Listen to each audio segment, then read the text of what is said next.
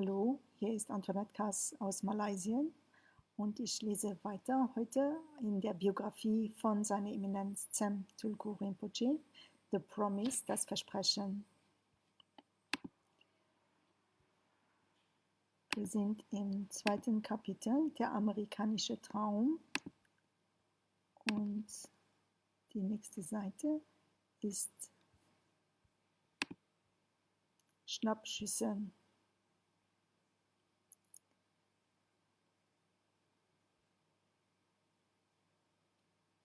Schnappschüsse mit dem jungen Rinpoche sowie Familie und Freunde, als er in New Jersey aufwuchs.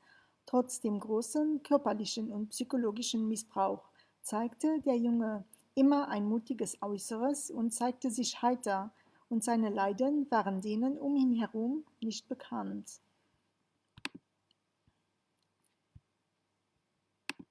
Und die nächste Seite, weitere Fotos.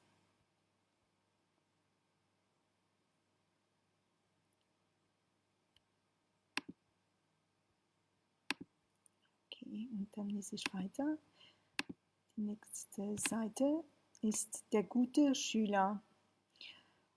Boris, Rinpoches Adoptivvater, vergötterte seinen neuen Sohn und hatte große Hoffnung und Erwartungen an den jungen Rinpoche.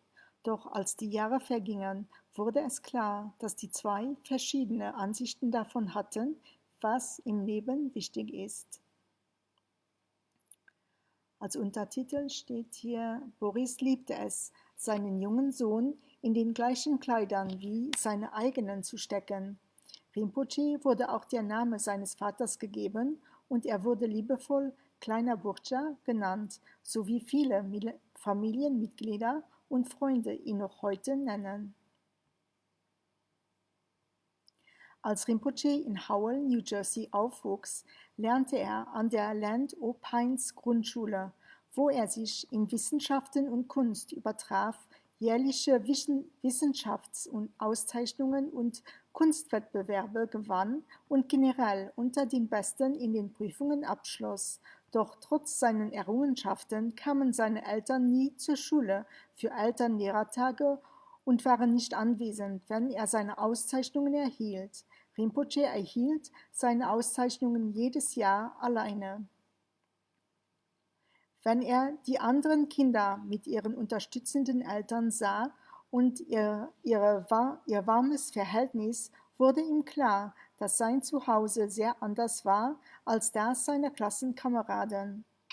Er wurde auch in der Schule gehänselt, wegen seinem ungewöhnlichen Namen, seinem asiatischen Aussehen und wegen seiner Kleidung.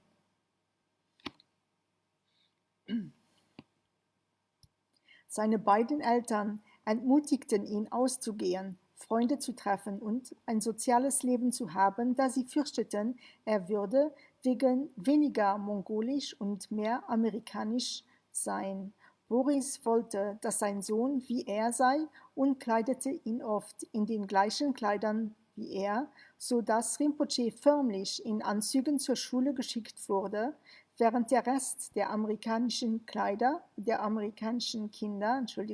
bequeme und lockere Kleidung trug. Dies trug dazu bei, dass der Junge sich einsamer fühlte und distanzierter von seinen gleichaltrigen Mitschülern.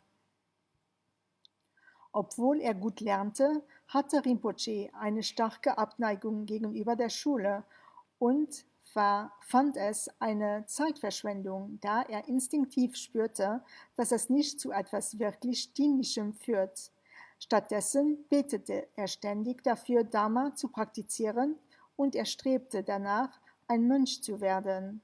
Von jungen Jahren an, soweit er sich erinnern kann, hatte er den starken Wunsch, eine Höhle zu suchen, um zu meditieren und Mantras zu rezitieren. Dies war übermächtig und beständig in ihm.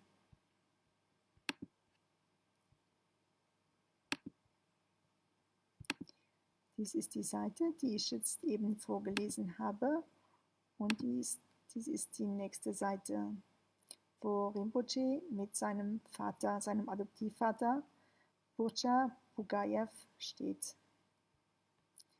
Okay, Dies war aus The Promise, das Versprechen.